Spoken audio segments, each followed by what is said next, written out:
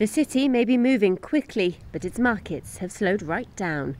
Turnover on the Dar Stock Exchange fell by 90% over the last 2 weeks. It is a bit troubling to foreign investors who are looking in.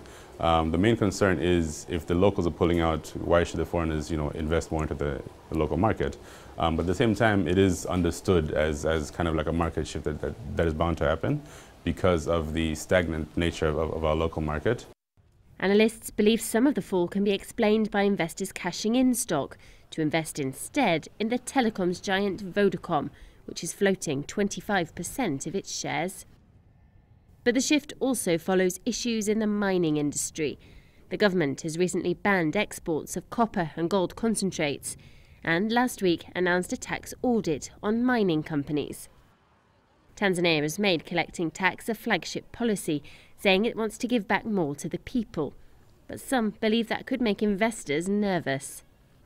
Local investors themselves are rather wary. They're looking at parking their funds somewhere, but now how much do they actually park? And if they do start investing into the DSE, will it pique the interest of the TRA, or will it pique the interest of the government in terms of determining who has how much funds?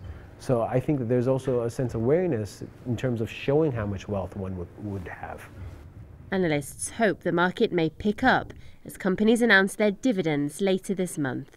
It's hard to say whether this slowdown is caused by market jitters or by normal shifts in investor activity.